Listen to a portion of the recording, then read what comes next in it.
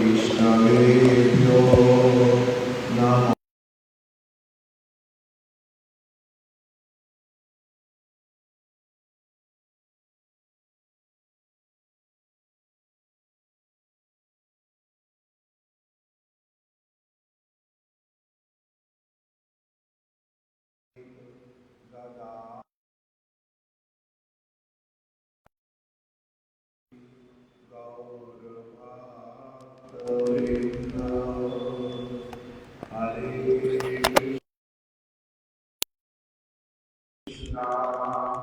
Krishna Krishna Hare Hare Hare Ram Hare Ram Ram Ram Hare Hare।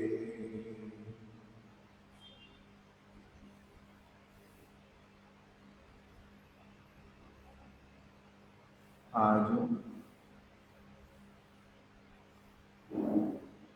अमावस्या तिथि है। अमावस्या है,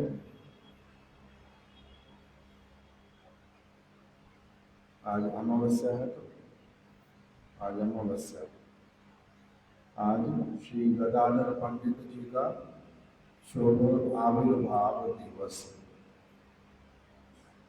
उसके साथ ही साथ में हमारी जो बंगाली वाली पंजिका है, इस बार पहली बार देखा, उसमें लिखा हुआ कि आज श्रील सुखदेव गोस्वामी जी का भी शुभ आविर्भाव दिवस है। पहले कभी ऐसा लिखा हुआ आता नहीं था। सुखदेव गोस्वामी जी का, व्यासदेव जी का तो आता है। व्यास जी का शुभ आविर्भाव कब होता है? गुरु पूर्णिमा। वो तो लिखा हुआ आता था, किंतु श्री सुखदेव गोस्वामी जी का पहले पंजिका में कभी देखा नहीं। इस बार किंतु सुखदेव गोस्वामी जी का भी पंजिका में लिखा हुआ आया। सुखदेव गोस्वामी का भी शुभ आविर्भाव दिवस आज ही है। ये दूसरा। और तीसरा भी एक और तिथि है आज, जो श्रील प्रभुपाद जी के आश्रित नित्य लीला प्रविष्ट ओम विष्णुपाद अष्टोत्तर शत श्री श्रीमद भक्ति श्री रूप सिद्धांति गोस्वामी महाराज जी, उनके मठ के आचार्य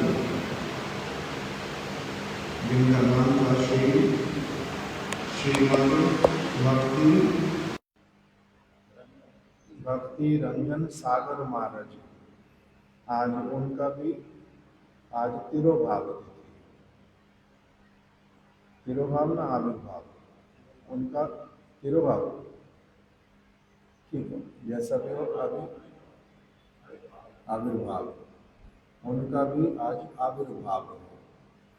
तो इस प्रकार से 3 तिथियों का एक साथ में समागम है अमावस्या के दिन में। श्री गदाधर पंडित, दूसरा श्री सुखदेव गोस्वामी, और तीसरा श्री भक्ति रंजन सागर महाराज जी का आविर्भाव दिवस।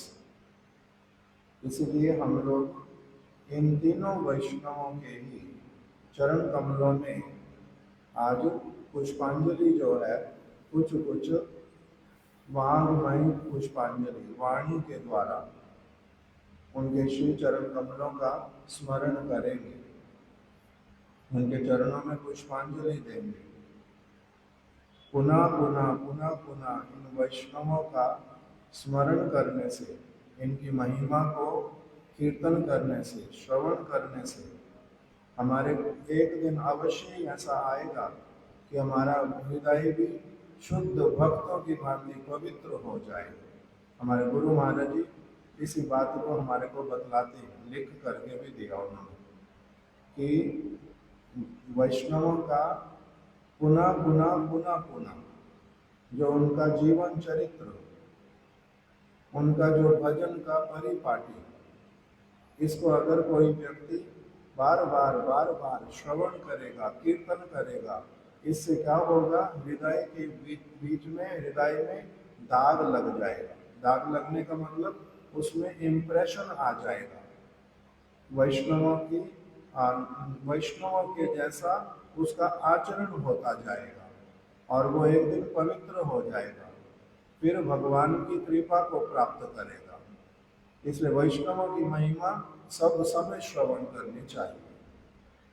दूसरा, चैतन्य भागवत में लिख करके रखा कि जो भी व्यक्ति, उन्होंने वृंदावन दास ठाकुर ने तो नित्यानंद प्रभु के लिए लिखा है, ऐसे तो वो कह रहे हैं कि श्री नित्यानंद प्रभु जो है चैतन्य महाप्रभु के ऐसे वाले प्रिय हैं, इतना प्रिय है कि उनके जैसा चैतन्य महाप्रभु को और कोई भी प्रिय नहीं है। अब अगर गदाधर पंडित जी के विषय में कहेंगे तो गदाधर पंडित चैतन्य महाप्रभु को इतने प्रिय हैं कि उनके जैसा और कोई प्रिय नहीं है। फिर रूप गोस्वामी जी का अगर कहेंगे, स्वरूप दामोदर जी का कहेंगे, राय रामानंद जी का कहेंगे, तो कैसे वाला होएगा? उनसे अधिक महाप्रभु को और कोई प्रिय नहीं है। एक एक करके सबका आएगा। तो जो श्री चैतन्य महाप्रभु के अत्यंत प्रिय, उनकी अगर महिमा, उनका चरितावली कोई श्रवण करेगा तो उसे क्या होता है? उसके लिए बताया कि नित्यानंद प्रभु की महिमा अगर कोई सुने, अर्थात गुरु की, अर्थात शुद्ध भगवत भक्त की, नित्यानंद प्रभु शुद्ध भगवत भक्त अथवा गौरांग महाप्रभु के प्रिय व्यक्ति, ये कोई अलग तत्व नहीं है, सारे एक ही तत्व हैं। इसलिए इनको बोलते हैं अखंड गुरु तत्व। राधा रानी गुरु है या नहीं है? राधा रानी गुरु है। उनके लिए क्या कहा? राधिका उज्ज्वल रसेरो आचार्य। राधा रानी कौन है? उन्नत उज्ज्वल रस की आचार्य है और कृष्ण की गुरु है। कृष्ण राधा रानी को गुरु के रूप में स्वीकार करते हैं। तो अभी गुरु हुए या नहीं हुए? आचार्य हुए या नहीं हुए? राधा रानी आचार्य है और गुरु हैं।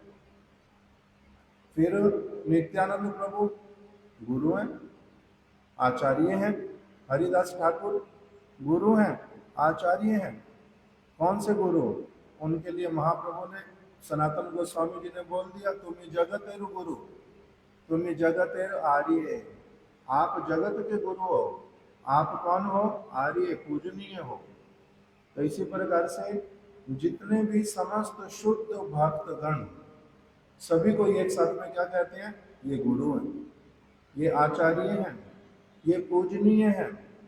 इनकी महिमा को श्रवण करने से भगवान प्रसन्न होते हैं। इसलिए कह दिया कि जो नित्यानंद प्रभु की, गदाधर पंडित की महिमा का गान करेगा, चैतन्य प्रभु ताहरे सहाय। श्री चैतन्य महाप्रभु उनको बहुत अधिक सहायता करते हैं, आशीर्वाद देते हैं, उनके भजन के विघ्नों को दूर करते हैं, उनको अपने निकट आने का मार्ग उनका प्रशस्त कर देते हैं। चैतन्य महाप्रभु सहाय होते हैं। और क्या बताया? ऐसे शुद्ध भक्तों की अगर महिमा कोई श्रवण करता है, उससे क्या होता है? पार्वती महेश तारे अति महाप्रीत, शंकर पार्वती इत्यादि, वो भी ऐसे व्यक्ति के प्रति अत्यधिक प्रसन्न हो जाते हैं।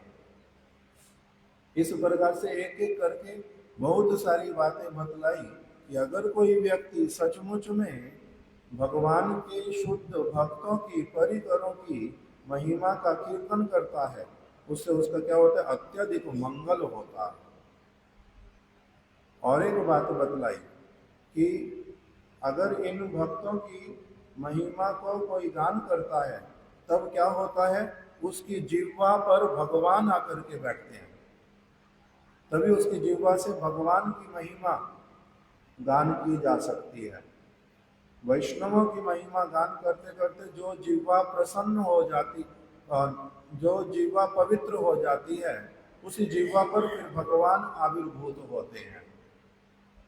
फिर बतलाया कि शुद्धा सरस्वती वहां पर आकर के विराजमान हो जाती है, जहाँ जो व्यक्ति वास्तविक रूप में वैष्णवों की हृदय के साथ में, प्रीति के साथ में, श्रद्धा पूर्वक उनकी कृपा प्राप्त करने के लिए, उनके जैसा आचरण अपनाने के लिए जो कामना करता है, शुद्धा सरस्वती उनकी जिह्वा पर विराजित होती है। भगवान उनके मुख से अपनी महिमा गान करवाते हैं, उनकी जिह्वा पर नृत्य करने लगते हैं। इस प्रकार से वैष्णवों के गुणगान की महिमा बतलाई। तो जो ये गदाधर पंडित, ये कौन है? साक्षात श्रीमती राधा रानी। आज उनका शुभ आविर्भाव दिवस, जैसे राधा अष्टमी मनाते हैं, उत्सव करते हैं, उसी प्रकार से गदाधर पंडित ये कौन है? श्री चैतन्य महाप्रभु कृष्ण है। और गदाधर पंडित कौन है? श्रीमती राधा रानी। उनकी महिमा का हमारे जैसे बद्ध जीव अपने मुख से क्या वर्णन कर सकते हैं? कुछ भी नहीं। जो गुरु वर्गों ने थोड़ा थोड़ा कुछ उनके विषय में सुना दिया, उन्हीं के वचनों के द्वारा ही गदाधर पंडित जी के चरण कमलों में पुष्पांजलि प्रदान करते हैं। गदाधर पंडित जी के लिए क्या वर्णन आया? पहले तो हम लोग नित्य प्रति क्या करते हैं?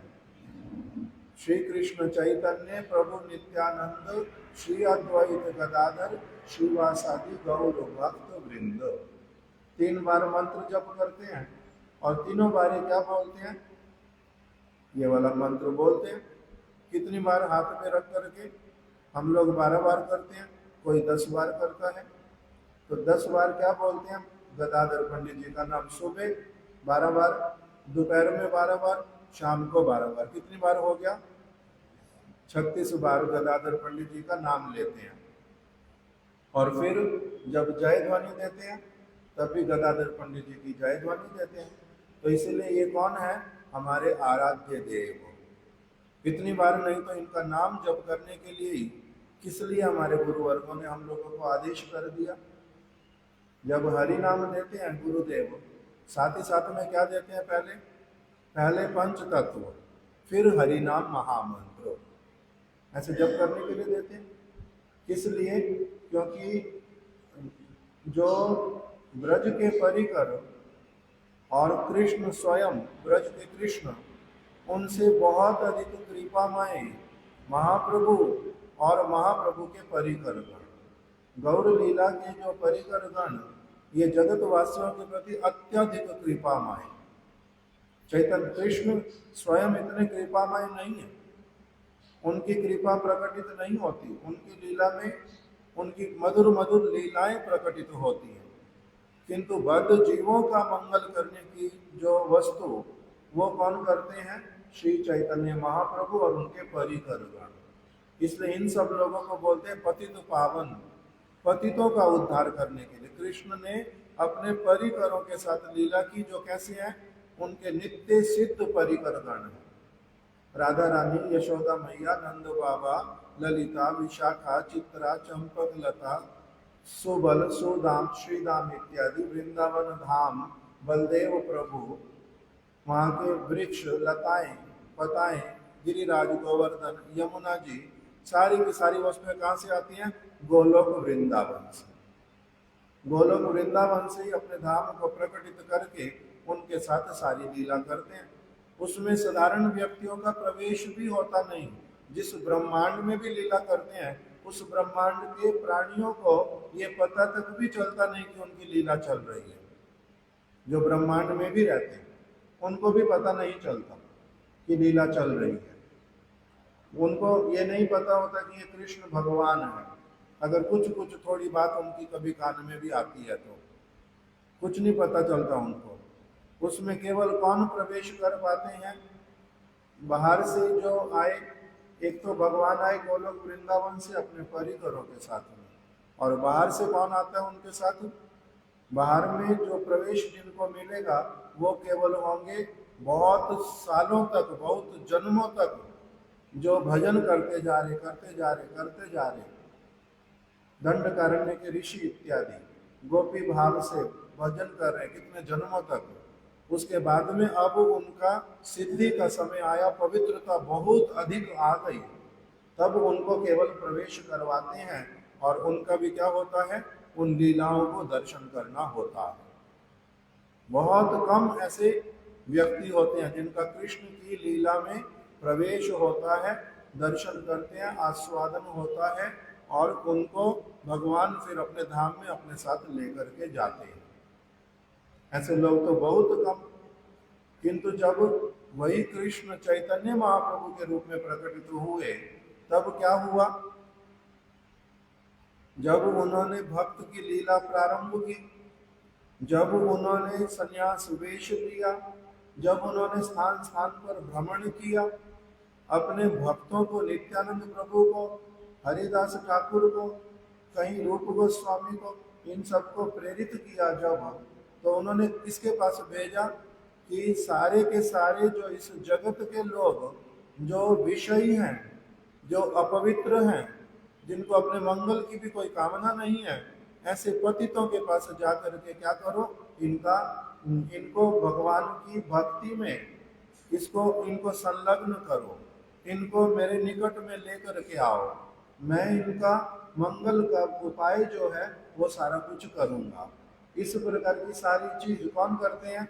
श्री चैतन्य महाप्रभु। इसलिए महाप्रभु की जगतवासियों के प्रति जो कृपा, करुणा, वो किसी भी और अवतार में प्रकटित नहीं होती, किसी भी और अवतार में। इसलिए भगवान महाप्रभु के अवतार को क्या कहते हैं? औदार्यमय विग्रह।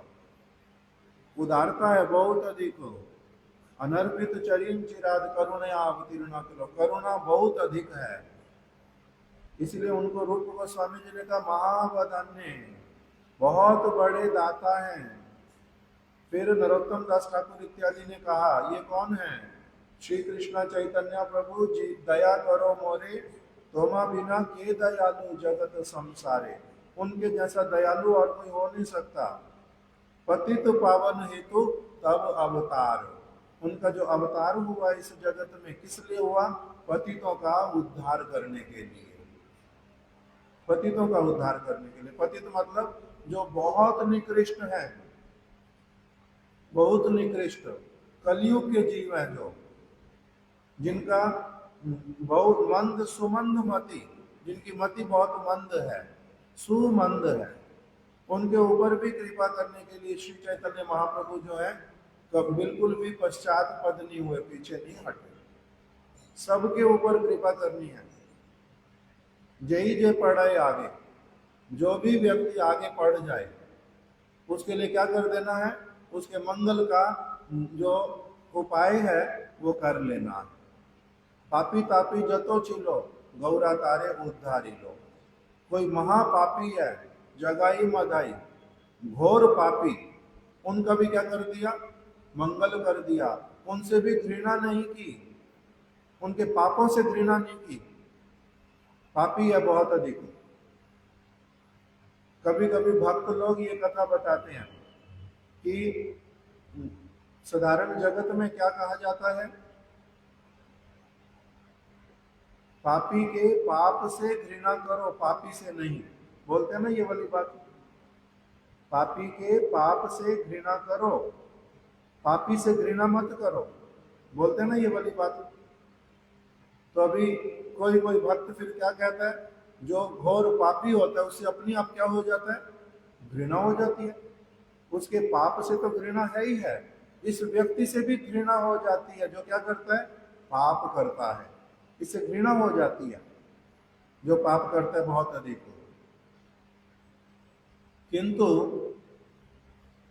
शिला स्वामी महाराज जी, हमारे गुरु वर्ग, वो कहते हैं क्या? वो कहते हैं कि देखो, पाप से तो घृणा करना अवश्य ही, सब समय। कोई पाप में क्रिया करता है, किसी को कष्ट पहुंचाता है, दुख देता है, उसके पाप से तो घृणा करना ही करना। पाप तुम नहीं करना, और वो भी करता है तो उसका समर्थन नहीं करना। किंतु पापी से घृणा नहीं करना, वो अज्ञानता के कारण पाप कर रहा है, मूर्खता के कारण पाप कर रहा है। इसलिए पापी व्यक्ति से घृणा नहीं करना, ये चैतन्य महाप्रभु की शिक्षा है। अगर पापी से ही घृणा करने लग जाएंगे तो शिला स्वामी महाराज जी बोलते हैं उनका उद्धार करने के लिए, उनको प्रचार करने के लिए कैसे जाएंगे हम? फिर क्योंकि सारे ही तो पापी, महापापी हैं सारे, अनेक अनेक घोर पाप करने वाले। इनको अगर इनसे ही घृणा करने लग जाएंगे तो कथा किसको सुनाएंगे, पवित्र किसको करेंगे? नित्यानंद प्रभु किसके पास गए? जगाई मदाई का उद्धार करने के लिए चले गए। जगाई मदाई घोर पापी थे, उनके पापों से घृणा किया, किंतु जगाई मदाई से घृणा नहीं की। क्यों? ये भी भगवान के दास हैं, ये भी जीव आत्मा हैं, अज्ञानता के कारण इस प्रकार के सारे काम कर रहे हैं। इसे इनका क्या करना है? इनसे थोड़ा ना घृणा करनी है। इनके ऊपर जो पाप चढ़े हुए हैं, जैसे कोई किसी ने टट्टी कर ली, धोया नहीं, तो घृणा किससे करेंगे? टट्टी से तो घृणा करेंगे, किंतु जो व्यक्ति है उससे भी घृणा करेंगे। उसको अगर अपनी आप से सफाई करने नहीं आती तो क्या कर देंगे उसके लिए? उसको सफाई करेंगे, उसको समझाएंगे ये चीज तेरे लिए खराब है बहुत। तो इसलिए पापी से घृणा नहीं करते। किससे घृणा करते हैं? उसके पाप से घृणा करते हैं। तो इसीलिए ये चैतन्य महाप्रभु और इनके सारे परिकरगण कैसे वाले हैं? ये इसी प्रकार के पापी तापी जतो चिलो, जितने घोर पाप करने वाले लोग, उनके पास भी जाकर के उनका मंगल करने के लिए ये सब समय प्रयासरत। इसी में ही गदाधर पंडित, इसलिए बता दिया श्री कृष्ण चैतन्य प्रभु जीवे दया करी, स्वापार्षद स्वीय धाम सहा अवतरी। अपने परिकरों के साथ में अवतरित हो गए, और परिकरों के साथ अवतरित हुए, उनके साथ में लीला करते हैं। किंतु बहुत सारे ऐसे वाले लोग जो इस जगत के हैं, उनको भी क्या कर लिया? अपने साथ में मिला लिया। कृष्ण ने नहीं मिलाया इस तरह से। भगवान श्री कृष्ण जो है वो अपनी लीला में साधारण लोगों को प्रवेश नहीं देते। बहुत बड़े बड़े योगी गण भी उसमें प्रवेश नहीं कर पाते। किंतु चैतन्य महाप्रभु ने क्या किया? अनेक अनेक लोगों को उन्होंने अपना संग प्रदान किया, अपने परिकरों का संग दिया, उनको उत्थान करने के लिए, शुद्ध भगवत भक्ति में जाने के लिए, आत्म तत्व समझाने के लिए, जगत की बातें समझाने के लिए सारी उन्होंने चेष्टा की। उसी के अंतर्गत उनके विशेष परिकर, ये कौन है? श्री गदाधर पंडित। साधारण नहीं है, राधा रानी। आज उनका शुभ आविर्भाव दिवस गदाधर पंडित जी का। इनके लिए बताया ये कौन है? शक्ति तत्वेर आकर, प्रभुपाद जी कह रहे हैं। शक्ति तत्वेर आकर मतलब जितनी भी समस्त शक्तियां हैं उनका मूल स्रोत, दुर्गा इत्यादि, योग माया, समस्त गोपियां, सारे के सारे जो प्रकाश स्थान स्थान पर कृष्ण की शक्ति का प्राकट्य, लक्ष्मियां, ये सारे के सारे कौन है? इनके चरण कमलों के जो नाखून है, नख हैं, उसमें से ये सारे एक एक किरण के रूप में प्रकाशित होते हैं। इस प्रकार के गदाधर पंडित, मूल शक्ति भंडार, भगवान की स्वरूप शक्ति, पूर्ण शक्ति श्रीमती राधा रानी। राधा रानी से अभिन्न है ये, और राधा रानी एक ही बात है। ये राधा रानी के अवतार नहीं है गदाधर पंडित, राधा रानी ही है। इसीलिए भक्ति विनोद ठाकुर जी ने कहा, उमा रमा सत्या शची चंद्रा रुक्मिणी, राधा अवतार सबे आमनाय वाणी। आमनाय वाणी मतलब गुरु परंपरा, शुद्ध गुरु परंपरा, जो भगवान कृष्ण से जैसे ब्रह्मा जी को उपदेश मिला, ब्रह्मा जी ने आगे फिर नारद जी को, नारद जी ने व्यास जी को, व्यास जी ने शुकदेव गोस्वामी को, जो ये उपदेश जब शुद्ध रूप में प्रवाहित होता है तब इसको कहते हैं, ये क्या है? आमनाय, आमनाय धारा। अर्थात तो भगवान का धाम, उनके परिकर, समस्त वस्तुओं की परम सत्य जानकारी, जिस जिन जिन के माध्यम से प्राप्त होती है आगे, उसको कहते हैं आमनाय वाणी, आमनाय धारा। तो उसी में जो गदाधर पंडित, ये कौन है? स्वयं श्रीमती राधिका। मैं कोई और बात बता रहा था पहले। आमनाए शक्ति के मूल भंडार। तो इसीलिए जो सारी शक्तियां हैं, उमा रमा सत्या शची चंद्रा रुक्मिणी, ये सारे कौन है? राधा रानी के अवतार हैं। किंतु राधा रानी के साथ में इनकी तुलना नहीं हो सकती, ये उनके अंश के अंश के अंश हैं। उमा हो, रमा हो, उमा मतलब पार्वती, रमा मतलब लक्ष्मी, उमा रमा। सत्या, सत्या मतलब सत्यभामा, उमा रमा सत्या। शची, शची मतलब इंद्राणी, इंद्र की पत्नी, उमा रमा सत्या शची। चंद्रा, चंद्रा मतलब चंद्रावली, उमा रमा सत्या शची चंद्रा रुक्मिणी, रुक्मिणी देवी। जितनी समस्त ये देवियां हैं, ये सारे कौन है? राधा अवतार सब, ये राधा रानी के अवतार हैं। आमनाय वाणी, आमनाय वाणी मतलब शुद्ध गुरु परंपरा की वाणी, वेद की वाणी। किसी के पास जल है तो उनको जल दे। आमनाय वाणी, इसी को बता रहा था। आमनाय वाणी वेद की वाणी है, ये निर्भूल वाणी है। ये उसी में क्या बता दिया कि ये गदाधर पंडित जो हैं, सारी शक्तियों के भंडार आकर हैं। इसलिए हमारे जो गुरु वर्ग, सबसे पहले श्री द्विज वाणीनाथ जी, उन्होंने गौर गदाधर की आराधना प्रारंभ की। कहाँ पर?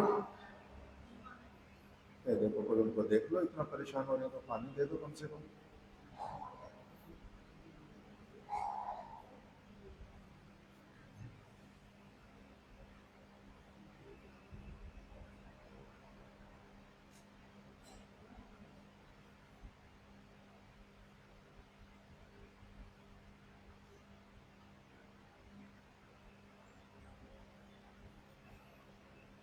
तो द्विज वाणीनाथ ये गदाधर पंडित जी के भाई के रूप में प्रकटित हुए थे। द्विज वाणीनाथ, इन्होंने क्या किया? चंपक हट्ट में गौर गदाधर की आराधना की। नवद्वीप धाम परिक्रमा में जो लोग जाते हैं वो जानते हैं चंपक हट्ट, और वहां पर गौर गदाधर जी के विग्रह उन्होंने आराधना प्रारंभ की। फिर हमारे शिला भक्ति विनोद ठाकुर, उन्होंने भी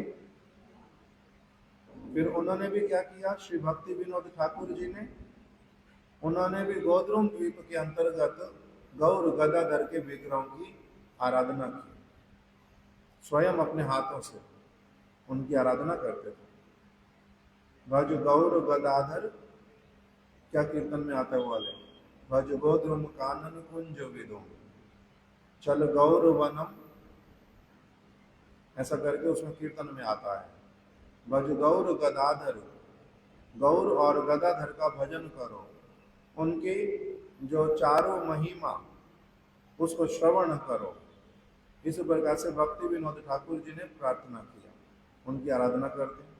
हमारे गुरु महाराज जी ने श्री गोपीनाथ गौड़िया मठ मायापुर में, उन्होंने महाप्रभु राधा कृष्ण की स्थापना नहीं की जैसे हमारे यहाँ पर सभी जगह होती है। उन्होंने क्या किया? राधा कृष्ण का एक प्रकोष्ठ है और दूसरा प्रकोष्ठ है गौर गदाधर का, अर्थात गौर गदाधर मतलब राधा कृष्ण। इसीलिए एक प्रकोष्ठ में राधा गोपीनाथ जी, दूसरे प्रकोष्ठ में गौर गदाधर जी। इस प्रकार से उनकी आराधना करते हैं। ये जो मधुर रस को विशेष विशेष जो गुरुत्व देते हैं, उस ब्रज की वार्ता को अच्छी तरह से जानते हैं मधुर रस के भक्त लोग, वो गौर गदाधर का आराधना करते हैं। गौर गदाधर, गौरांग महाप्रभु के साथ में गदाधर पंडित जी का। वे गदाधर पंडित शक्ति तत्व के आकर। फिर दूसरी बात प्रभुपाद जी ने लिखी, प्रभुर अंतरंग भक्त गणेर सर्व प्रधान। श्री चैतन्य महाप्रभु के अंतरंग जो परिकर, उसमें किसका नाम आता है? अंतरंग परिकरों में जो मधुर रस के परिकर। पंच तत्व में आया महाप्रभु, नित्यानंद प्रभु, अद्वैताचार्य प्रभु। ये तीन कौन है? इनको कहा ईश्वर तत्व। इसलिए इन तीनों के चरण कमलों में तुलसी देते हैं। ये ईश्वर तत्व है, पांच तत्वों में से।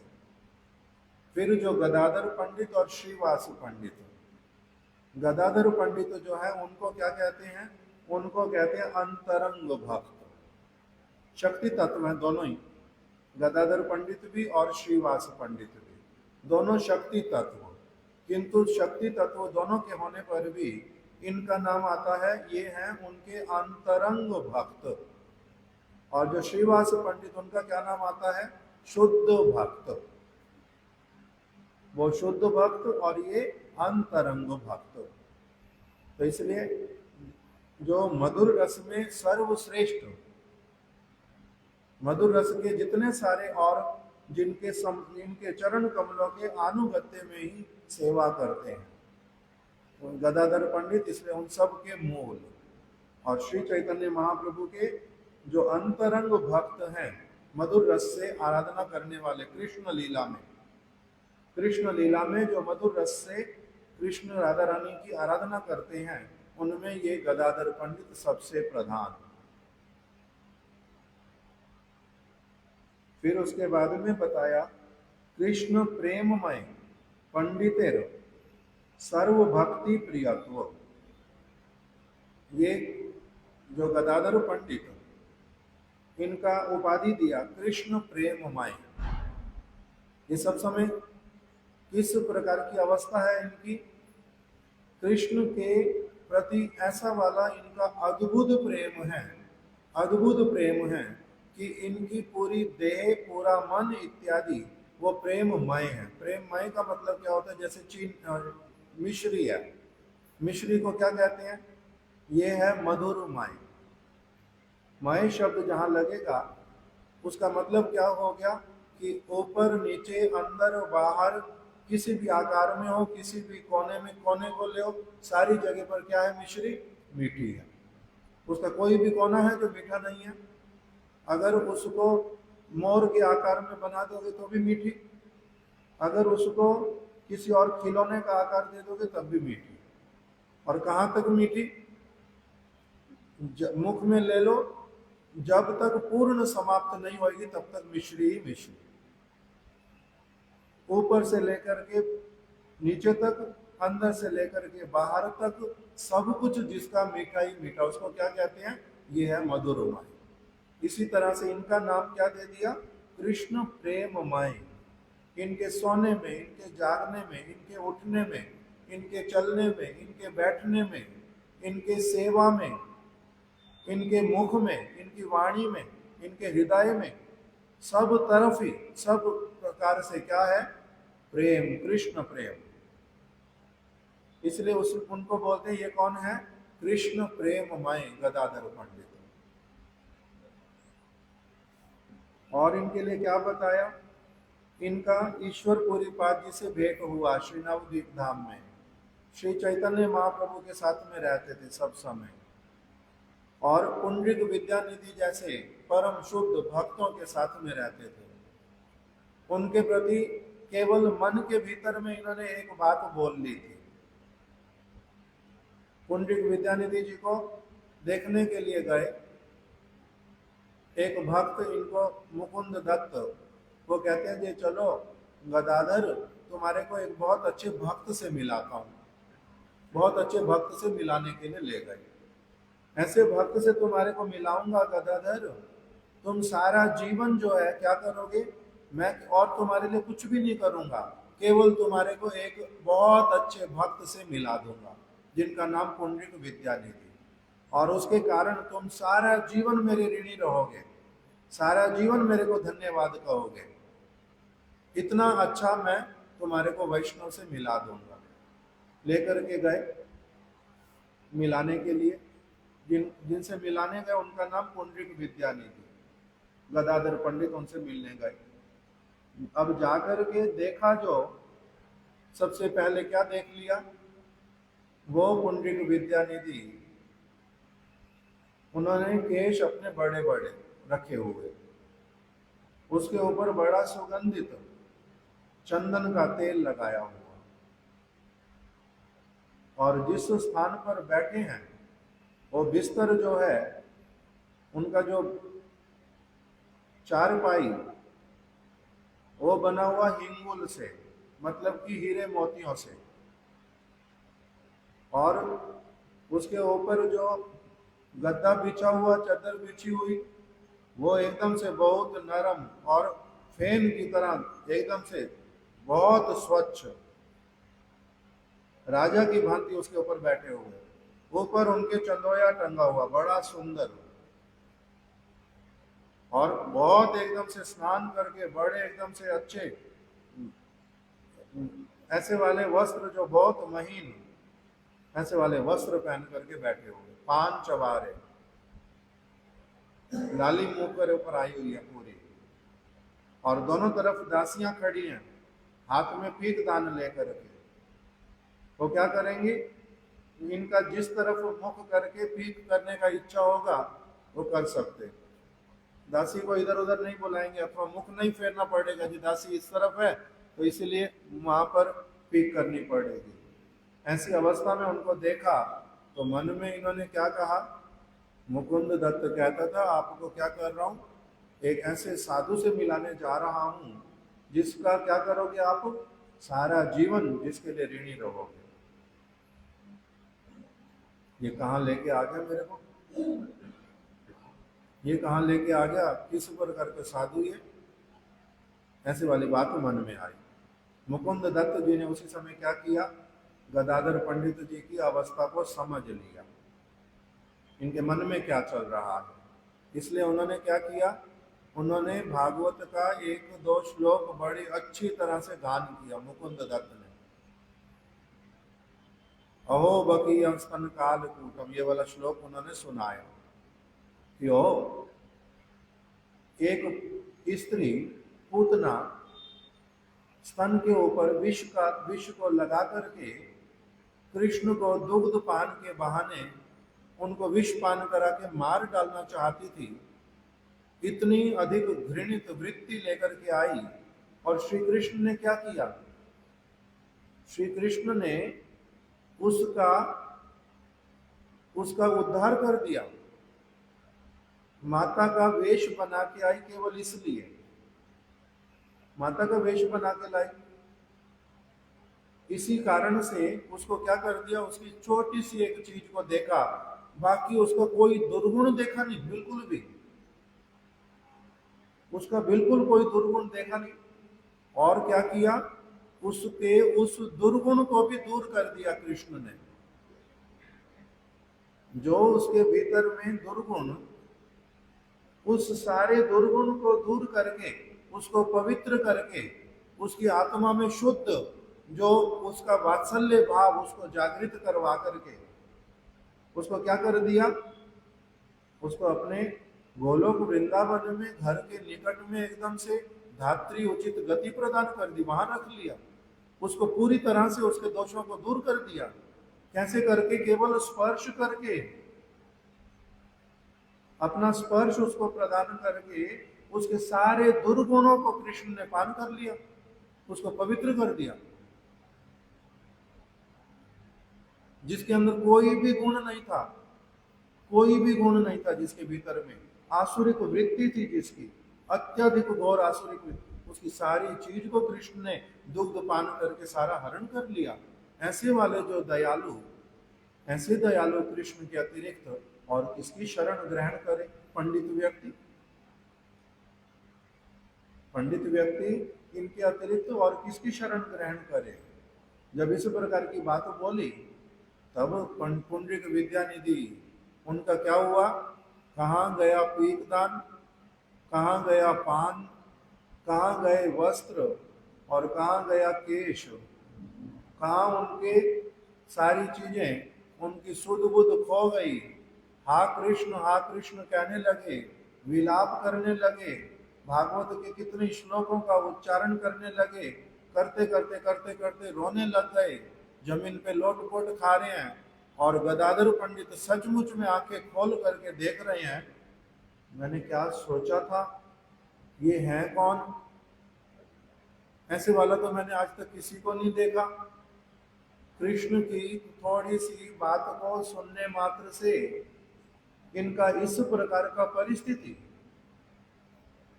ऐसे आश्चर्यचकित हुए गदाधर पंडित, ऐसे आश्चर्यचकित हुए, चैतन्य महाप्रभु के पास जाकर के सारी बात बतलाई और कहने लगे, मैंने उनके विषय में मन में केवल सोचा था कि ये कैसे साधु मेरे को किसके पास ले आए हैं। ये मेरा दोष हुआ है ना, मेरा दोष हुआ। ये मेरा दोष बिल्कुल ना रहे, मेरा दोष बिल्कुल भी ना रहे, नहीं तो मेरे को क्या होगा, कृष्ण प्रेम में मेरे कमी आ जाएगी, कृष्ण मेरे को प्रेम नहीं करेंगे, फिर मेरे में कुछ कमी आ जाएगी, ये मेरी चीज ठीक कैसे हो। जब ऐसे वाली महाप्रभु से बार बार बात पूछी तो महाप्रभु ने क्या बोल दिया कि तब आपको बताओ करोगे क्या? उनसे क्षमा प्रार्थना। कहते ठीक ठीक रूप में क्षमा प्रार्थना किसको कहते हैं? क्षमा प्रार्थना का मतलब आप क्या करो, उनके समर्पित हो जाओ, उनकी शरण ग्रहण करो, सारा जीवन व्रत लो कि इनकी क्या करूंगा, सेवा करूंगा, इनकी बात मानूंगा, इनके अनुसार चलूंगा, तब तुम्हारा क्या हो जाएगा, दोष दूर होगा। तब गदाधर पंडित जी ने उनके मन में जो केवल बात सोची थी, वो उसका भी मेरे ऊपर कभी प्रभाव ना पड़े, नहीं तो कृष्ण की भक्ति मेरे हृदय से दूर होएगी। उसके लिए उन्होंने सारा जीवन के लिए उनको अपने गुरु के रूप में धारण किया, उनको प्रार्थना की, मेरे को मंत्र प्रदान करो, मैं आपका सारा जीवन सेवा करूंगा, आपका शिष्य बन करके रहूंगा। इस प्रकार से गदाधर पंडित जी ने गुरुकरण किया पुंडरीक विद्यानिधि जी को। उसके बाद में महाप्रभु के ऐसे प्रिय कि महाप्रभु ने इनको क्या दिया, गोपीनाथ जी का विग्रह दिया। जगन्नाथपुरी में एक बहुत विशेष मंदिर जिसको अभी कहते हैं टोटा गोपीनाथ, चैतन्य महाप्रभु जी को वो कृष्ण जो है वो मिले थे कहाँ पर, टोटा मतलब बगीचे में। और महाप्रभु ने फिर गदाधर पंडित जी को दिया, जी गदाधर पंडित, ये कृष्ण मेरे प्राणनाथ, तुम इनकी सेवा करोगे तो हाँ प्रभु अच्छी तरह से करूंगा। गदाधर पंडित जी ने उनकी सेवा ग्रहण कर ली, उनकी सेवा करते थे। और इनका कैसा महात्म्य, चैतन्य महाप्रभु इनके पास बैठ करके इनसे भागवत सुनते थे सब समय। चैतन्य महाप्रभु ने भागवत सुननी है, भागवत की बातों को अच्छी तरह से समझना है, गदाधर पंडित जी के पास जाकर के बैठते हैं और सुनते हैं। गदाधर पंडित जी ने 100 बार चैतन्य महाप्रभु को प्रहलाद चरित्र, 100 बार ध्रुव चरित्र भागवत में से पूरा पूरा सुनाया, पूरा पूरा सुनाया। और ये क्या करते, जब चैतन्य महाप्रभु आकर के बैठेंगे, ये कथा करते हैं, हमारे गुरु भाई गोदान महाराज जी वो बोलते हैं, गदाधर पंडित हो, चैतन्य महाप्रभु हो, ये कौन से सिंहासन पर बैठे थे कथा बोलने के लिए? कह रहे किसी जगह वर्णन नहीं आता, किसी सिंहासन पर बैठे, मिट्टी पर बैठे बैठे ही इन्होंने क्या किया, सब समय भगवान की महिमा गान की और सबने सुनी। सुखदेव गोस्वामी कौन से व्यासासन पे बैठे थे? मिट्टी के ऊपर बैठ करके कथा सुनाई थी। तो इसी प्रकार से गदाधर पंडित जब कथा सुनाते हैं महाप्रभु को, तो महाप्रभु श्रोता है एक, कभी एक आधा कोई और आ जाता है, और गदाधर पंडित उनको क्या करते हैं, भागवत सुनाते हैं, महाप्रभु प्रेम से सुनते हैं। और गदाधर पंडित अपना उत्तरिया उतार करके उनको नित्य प्रति बैठने के लिए आसन दे देते, बस इसी पर प्रभु बैठ जाओ। महाप्रभु उसी आसन पर बैठ जाते गदाधर पंडित को। किसी के वस्त्र को लेकर के उसको स्वीकार कर लेना, उसके ऊपर बैठना, ये उनके ऊपर बड़ी कृपा होती है। नहीं तो भक्त लोग जो हैं भगवान वो किसी के वस्त्र को स्पर्श भी नहीं करते। क्यों? क्योंकि दूसरे व्यक्ति का वस्त्र वो उसके पसीना लगता है, उसके शरीर को स्पर्श करता है, वो भी बैठता है, उस वस्त्र को पहनता है अथवा उस आसन पर बैठता है, इसलिए किसी के आसन पर भी बैठते नहीं। कि उनका आसन है, उस पर कैसे बैठेंगे? किंतु चैतन्य महाप्रभु इनके बिछाए हुए वस्त्र पर, बिछाया हुआ मतलब नया वस्त्र नहीं, जिसको धारण करते हैं उत्तरिया, उसी को खोल करके रख देते और महाप्रभु उसी के ऊपर बैठ जाते।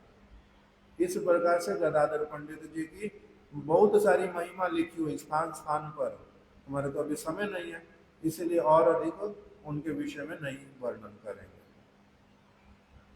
दूसरा किसकी तिथि है? श्री सुखदेव गोस्वामी जी। गदाधर पंडित जी का आविर्भाव, सुखदेव गोस्वामी जी का भी आविर्भाव। सुखदेव गोस्वामी जी की महिमा हम लोग अनेक बार सुनते ही हैं सब समय। हमारे गुरुदेव जब भी उन्होंने कथा करनी है, कहीं पर भी करनी है, उन्होंने जो मंगलाचरण करना, उस मंगलाचरण में सुखदेव गोस्वामी को सब समय प्रणाम करते हैं। विशेष करके क्या कहते हैं? यम प्रभजंतम मनुपेतम अपेत कृत्यम द्वैपायनो विरह कातर आजु आवा पुत्रेति तन्मयतया सर्वो विनेदु त्वं सर्वभूत हृदयं मुनिमां नतोस्मि। हे सुखदेव गोस्वामी, हे शुक मुनि, आप कौन है? यम प्रभजंतम मनुपेत मपेत कृत्यम, जिन्होंने माता की गर्भ से जन्म लेने के साथ ही साथ में संन्यास ग्रहण किया था। कह रहे और कोई है ऐसा वाला उदाहरण? कोई और उदाहरण नहीं है पूरे ब्रह्मांड में। यम प्रभजंतम, माता के गर्भ से जन्म लिया, उसी समय साथ ही साथ में वन की ओर चल पड़े। ऐसे वाले परिव्राजक,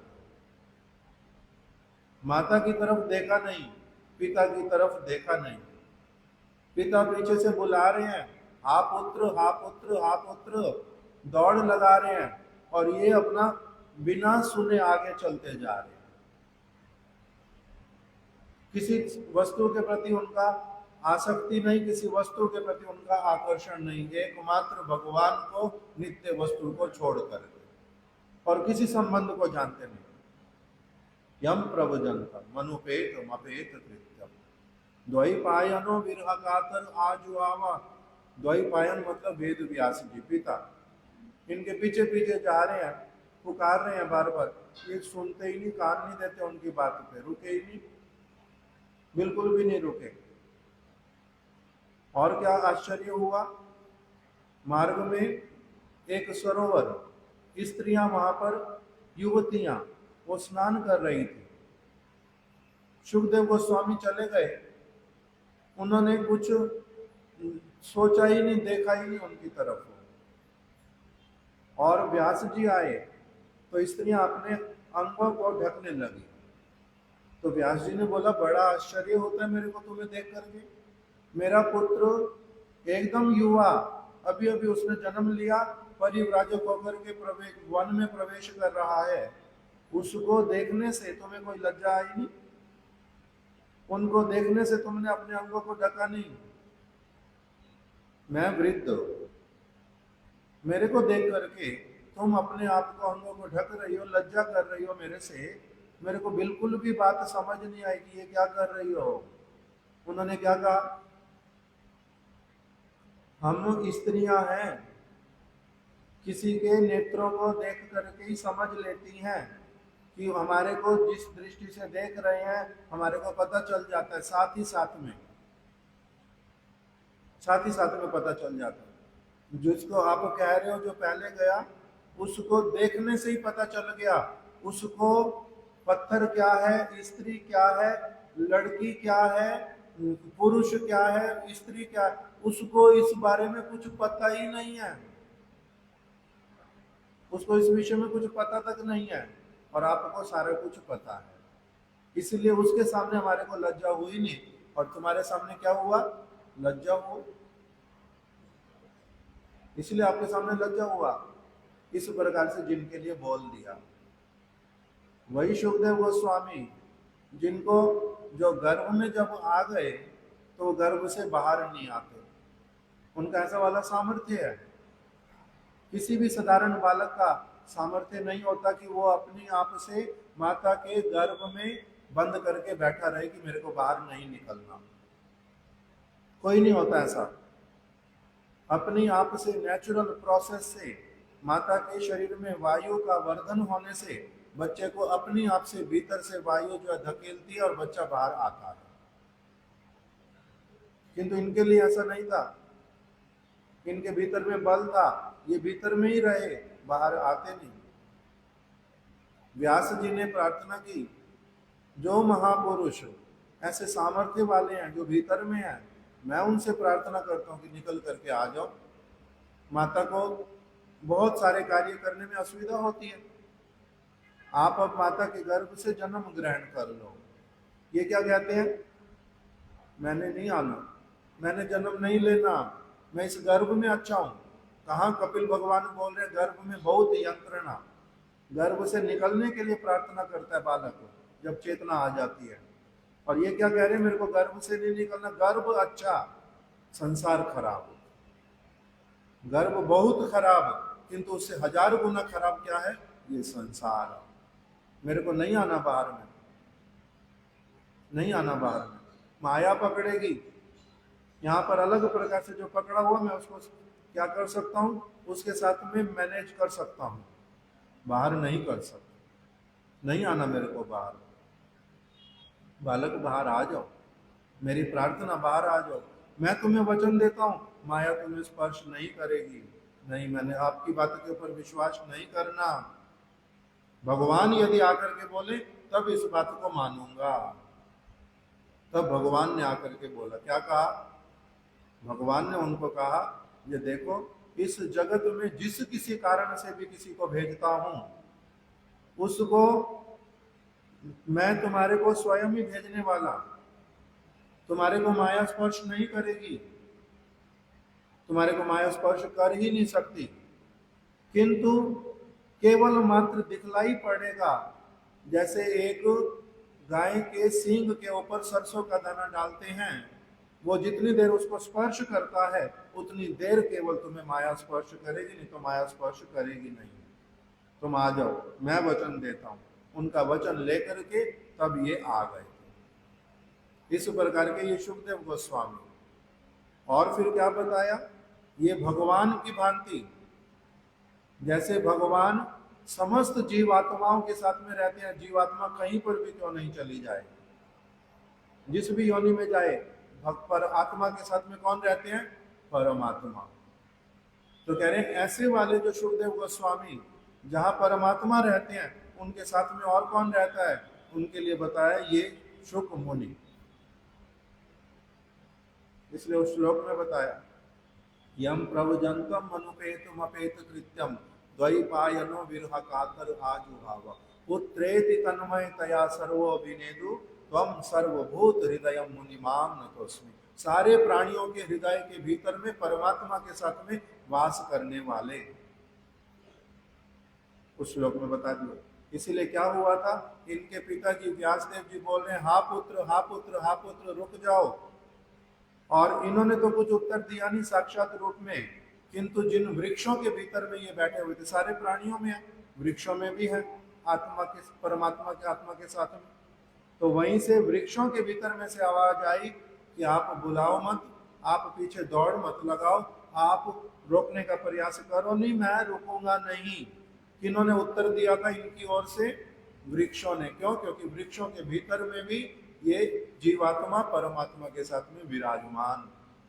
ऐसे वाले सुखदेव गोस्वामी। इनका क्या हुआ? ये गए जनक महाराज जी के पास में।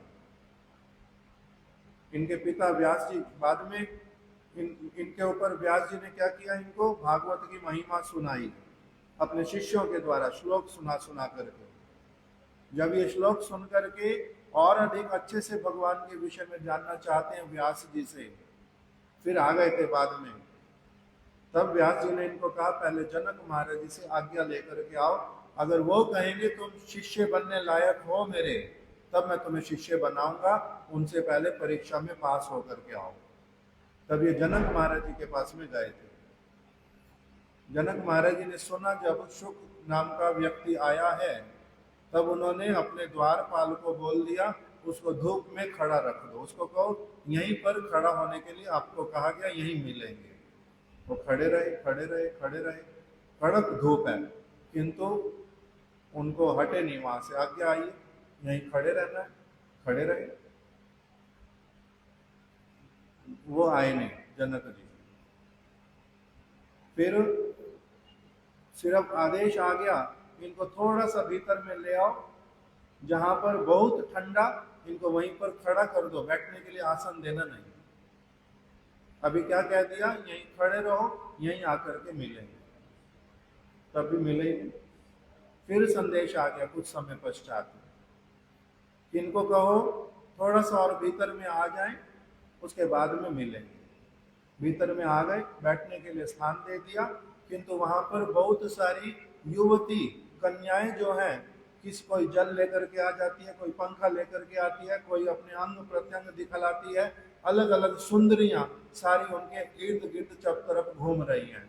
वो आंखें खुली हैं किंतु बंद है, देखते हैं देखते ही नहीं। वो लोग आपस में वार्तालाप करते हैं अलग अलग प्रकार का, ये सुनते हैं किंतु सुनते नहीं, कुछ भी उस प्रकार से करते नहीं। बहुत अच्छी तरह से जब जनक जी ने परीक्षा ले ली, तब इनको दर्शन दिया। इन्होंने शिकायत ही नहीं की, उसमें उन्होंने लगभग 3 मास लगा दिए इनको दर्शन देने में। अभी शिक्षा तो बाद में देंगे, पहले परीक्षा प्रारंभ हो गई थी। जब ये मिले, उनसे प्रणाम किया, मन के भीतर में भी उनके प्रति रत्ती भर भी कोई शिकायत नहीं। क्यों? जिनके पास में व्यास जी ने भेजा बहुत बड़े व्यक्ति होंगे, वो किसी प्रकार के किसी भी दोष से लिप्त हो नहीं सकते, वो किसी का अमंगल कर नहीं सकते। इस प्रकार की भावना के साथ में जो कुछ भी जैसा भी वो व्यवहार कर रहे हैं, मेरे जैसे अधिकार के व्यक्ति के साथ में वैसा व्यवहार करना ही उचित होगा। इसीलिए इस भावना के साथ में उन्होंने मन मन में भी जनक महाराज जी के प्रति कोई शिकायत रखी नहीं। प्रणाम जरूर किया, शुद्ध रूप में जनक जी ने आशीर्वाद दिया। जब व्यास जी को बोलना कि जनक जी ने क्या कहा है, इनको ही पूर्ण रूप में भागवत की कथा सुनाओ, ये आपके वास्तविक शिष्य बनने योग्य है। तब उनके पास जाकर के इन्होंने भागवत प्राप्त की, योग्यता प्रमाणित की, परीक्षा दी। उसके बाद में फिर क्या हुआ, ऐसे वाले बन गए, ऐसे वाले बन गए, ऐसी दया कि हमारे महाराज जी बोलते थे, परीक्षित महाराज जी ने इनको बुलाया नहीं था, मेरे पास आ जाओ, मेरे को कुछ कथा सुना दो, मेरा मंगल कर दो। अपनी आप से ये उनके ऊपर दया करने के लिए पहुंच गए और उनको क्या कहा, मेरे से भागवत सुनो, उसी में तुम्हारा सबसे बड़ा हित होगा और किसी वस्तु की चिंता मत करो। मैं शुकदेव जन्म से परिव्राजक था, स्त्री पुरुष, कोई मूल्यवान वस्तु, कोई मूल्यहीन वस्तु, इसके अंतर तक को भी जानता नहीं था। आत्मा में विचरण करता था सब समय, आत्मा राम था, किंतु मेरे को भी क्या किया, भगवान की कथा ने अपनी ओर आकर्षित कर लिया, मेरा सारा कुछ छुड़वा दिया। कहा मैं परिव्राजक, मैं अपने आप व्यास जी के पास पहुंच गया। कहा मेरे को स्त्री पुरुष के विषय में कुछ नहीं पता था, तब मैंने गोपियों का, कृष्ण का सारा कुछ श्रवण किया, समझा सारा कुछ। इसलिए जिस वस्तु के द्वारा मेरा परम हित हुआ है, वही वस्तु है परीक्षित, मैं तुम्हें प्रदान करूंगा, तुम मेरे से ग्रहण करो। उनको सुनाया। इनके ऊपर कोई पत्थर फेंक रहा था पहले, कोई इनको गाली दे रहा था, कोई सारे साधु लोग खड़े हो गए इनकी पूजा के लिए, इनको सबसे ऊंचे स्थान पर बिठा दिया। इनका किसी ने मान किया, किसी ने अपमान किया, किसी वस्तु के द्वारा इनको कुछ होता ही नहीं। क्या होता है इस जगत का मान, क्या होता है इस जगत का अपमान। 10 साल की आयु में किसी ने मेरा मान किया, किसी ने अपमान किया, 20 साल आते आते मैं सारा भूल भी गया। 30 साल पहले किसी ने मेरे को लूट लिया, मैंने उनको बहुत गाली निकाली, सब समय उनका अमंगल चाहता था। 5 साल खत्म होते होते जीवन कहाँ चला गया, वो कहाँ रह गए पता ही नहीं सारी चीजें।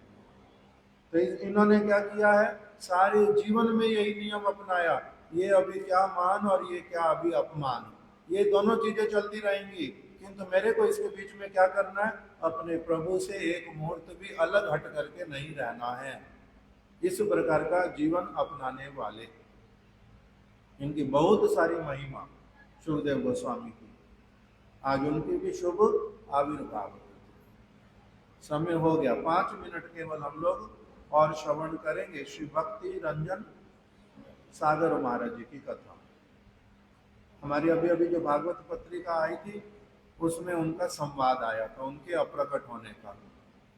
वो संवाद में उनकी कुछ कुछ कथा लिखी हुई है, जो हमारी पत्रिका नहीं आई थी उस पत्रिका में, क्योंकि पिछले साल अप्रकट हुए थे, उनका फिर कुछ कुछ कथा उसमें लिखा हुआ कि किस प्रकार से अपने बुआ जी के घर में, इनकी बुआ जी जो है वो कथा कीर्तन करवाती थी गौड़िया मठ के भक्तों का। और कलकत्ता में ये अपनी बुआ जी के घर में शिला सिद्धांति गोस्वामी महाराज, शिला भक्ति श्री रूप सिद्धांति गोस्वामी महाराज, हमारे जो श्रीधर महाराज जी हैं रसानंद प्रभु, उनके गुरु जी, उनके गुरु महाराज श्री भक्ति श्री रूप सिद्धांति गोस्वामी महाराज, उनसे इनका भेंट हुआ कलकत्ता में। और हर रोज कथा सुनते, कीर्तन सुनते। अभी हम 2-3 दिन से जो कथा सुन रहे हैं, जड़ विद्या जतो माया रो वैभव तोमार भजने बाधा, अनित्य संसारे मोह जन्मिया जीव के करे गाधा, ये जो कथा सुन रहे हैं यही वाली बात ही इन्होंने भी सबसे पहले शिला जब सिद्धांति गोस्वामी महाराज जी से सुनी तो बड़े प्रभावित हुए, और इन्होंने क्या किया कि मैं अब साधु बनूंगा, मैं भगवान का भजन करूंगा, इस प्रकार की चित्त वृत्ति लेकर के अपने गुरु जी के पास में आए थे। इनके गुरु महाराज जी इनको बहुत प्रकार की सेवा करवाते थे, इनसे सेवा करवाते थे बहुत प्रकार की, और इनकी परीक्षा लेते थे। इनको बाजार में भेज दिया कि जाओ आज उत्सव है, ये सब्जियां ले आओ, ये वाली मिठाई ले आओ, इतने पुष्प ले आओ, ये ले आओ, वो ले आओ। जब वो सारा कुछ लेकर के आ गए, सब कुछ लेकर के आए, बहुत सारे भक्त लोग इकट्ठे हैं उत्सव के लिए, वो एकदम से इनको बोलते हैं कि कहाँ गए थे, कहाँ गए थे?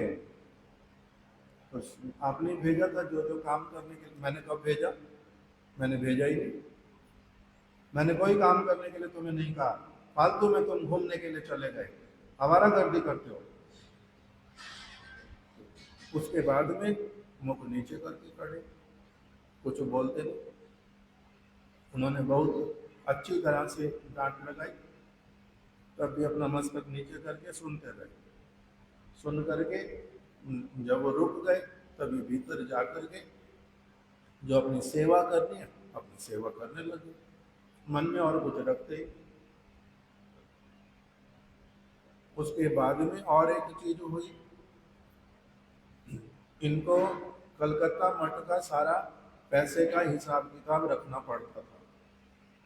शिला सिद्धांति गोस्वामी महाराज जी के 3 मंदिर, एक पुरी में, एक कलकत्ता में, एक नवद्वीप में, तो तीनों जगह का हिसाब किताब पूरा रखवाते थे।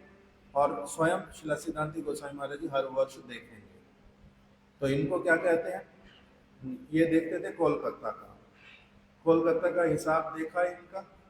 अभी ये अपनी तरफ से पूरा प्रयास करते हैं, सारा अच्छी तरह से लिख करके ही देते हैं, सारा कुछ लिख करके देते हैं। तब उसके बाद में भी एक दिन इनको बुलाया, हिसाब जब दिया पूरे साल का। ये मठ में अभी 15 साल हो गए इनको रहते रहते, 20 साल हो गए। 15-20 साल के बाद में इनको कहते हैं कि एक कागज और पेन लेकर के आ जाओ। कागज और पेन लिया, अभी इन्हीं को ही बोलते हैं कि लिखो, ये पत्र मैंने भिजवाना एक जगन्नाथपुरी में, जो वहाँ के इंचार्ज हैं उनके पास में लिखो कि पुरी से जो हिसाब किताब लिख करके आता है वो बिल्कुल ठीक आता है, नवद्वीप से भी जो हिसाब किताब लिख करके आता है वो बिल्कुल ठीक आता है, किंतु जहाँ पर मैं देखता हूँ, मेरा नाम नित्यानंद ब्रह्मचारी, मैं जहाँ पर कलकत्ता में सारा कुछ देखता हूँ, मैं हिसाब किताब ठीक से नहीं देखता हूँ।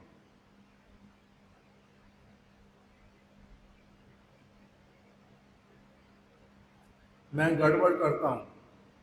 मैं ठाकुर जी की वस्तुओं को ठीक से नहीं देखता हूँ, मेरे में दोष है।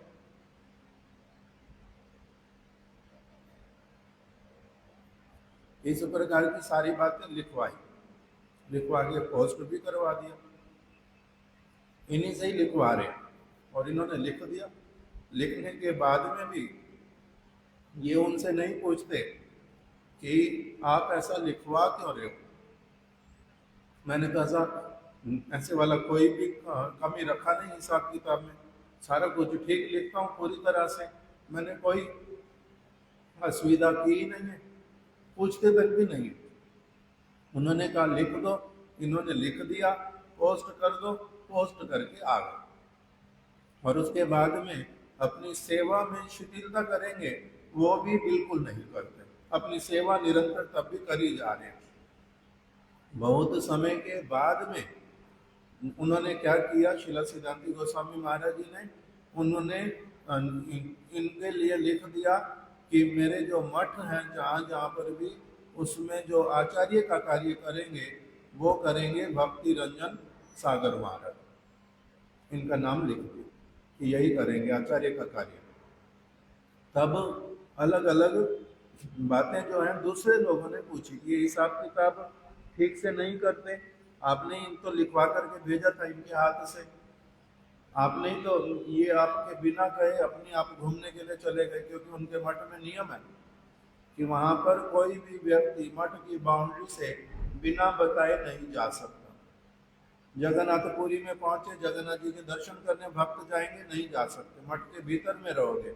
जब गुरु जी कहेंगे जगन्नाथ जी के दर्शन करने जाना है, केवल उसी समय जाएंगे। तो इसलिए कड़क नियम है सब तरह से। तो अभी इनसे लिखवाया था ये सारा कुछ, और अभी इनको आचार्य बनाते। तब शिला सिद्धांति गोस्वामी महाराज जी ने बताया कि किस प्रकार से परीक्षा ली जाती है शिष्य की, कि आगे इनको क्या करूंगा, आचार्य बनाऊंगा, तो इनके ऊपर अगर कोई झूठ मूठ में लांछन लगाएगा, चिल्लाएगा, तो ये उसको सहन कर पाएगा या नहीं कर पाएगा।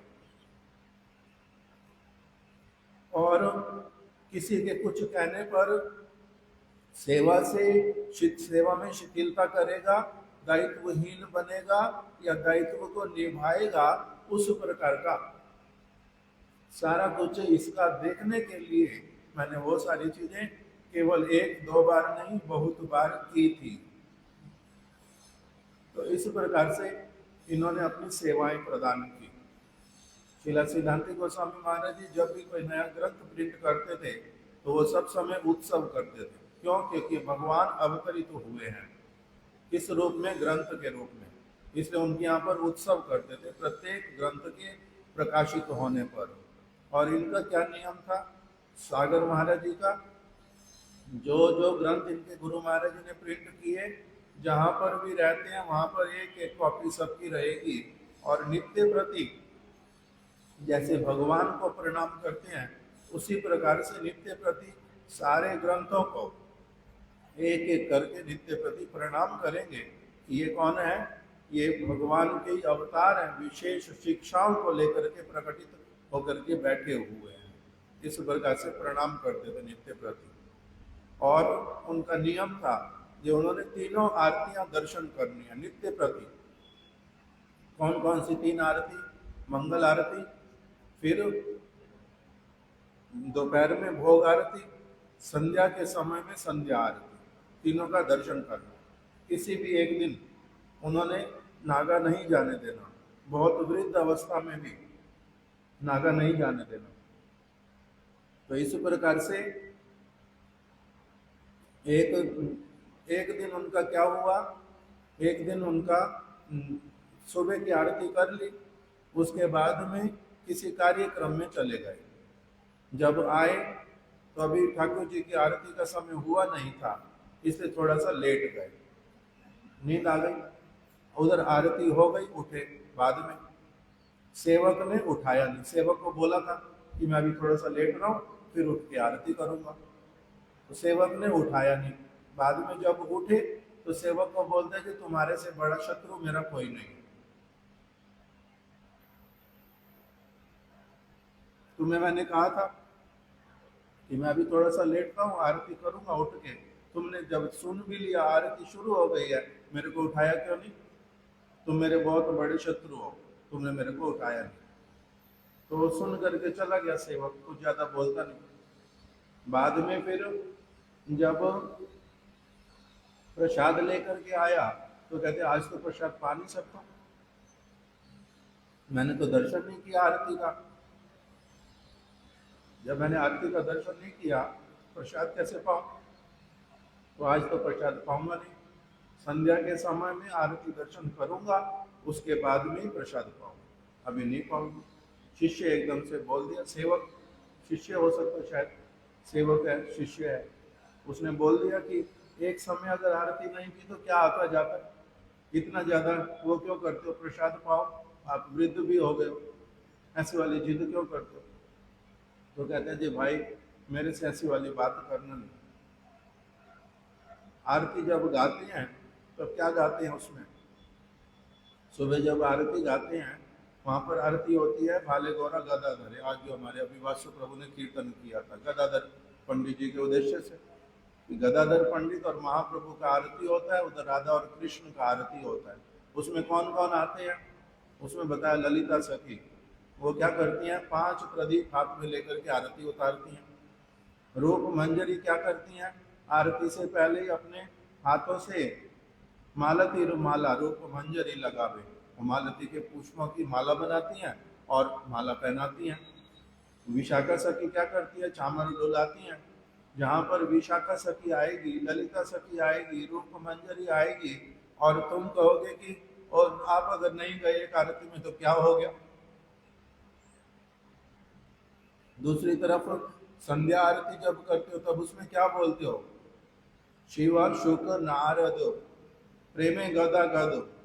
शिव आ जाते हैं आरती करने के लिए, ब्रह्मा जी आ जाते हैं, नारद जी आ जाते हैं, ये सब आरती करेंगे। गदाधर पंडित आएंगे, नित्यानंद प्रभु आएंगे, श्रीवास पंडित छत्र लेकर के खड़े होंगे, सारे भक्त लोग वहां पर उपस्थित होंगे। और तुम मेरे को क्या कहोगे कि अगर एक आरती हो गई, वो सारे आए और मैं वहां पर हूं नहीं, और तुम कहते क्या हो गया? मेरे को कुछ कहना नहीं। तो उन्होंने प्रसाद पाना नहीं, आरती दर्शन किए बिना। तो इस प्रकार के अलग अलग उनके बहुत सारी महिमा। आज समय हो गया, आज यही तक की कथा को रख देते हैं। ये सभी वैष्णवगण हमारे प्रति कृपा करें, यही उनके श्री चरण कमलों में प्रार्थना। वांछा कल्पतरुभ्यश्च कृपा सिंधुभ्येव च पतितनां पावनेभ्यो वैष्णवेभ्यो नमो नमः। श्री गदाधर पंडित की जय, श्री सुखदेव गोस्वामी जी की जय, श्री भक्ति रंजन सागर महाराज जी की जय, इनकी शुभ आविर्भाव तिरुभाव तिथि की जय, तिथि पालनकारी समस्त भक्त वृंद की जय। गौर प्रेमानंदे हरि हरि बोल। वांछा कल्पतरुभ्यश्च कृपा सिंधुभ्येव च पतितनां पावनेभ्यो वैष्णवेभ्यो नमो नमः।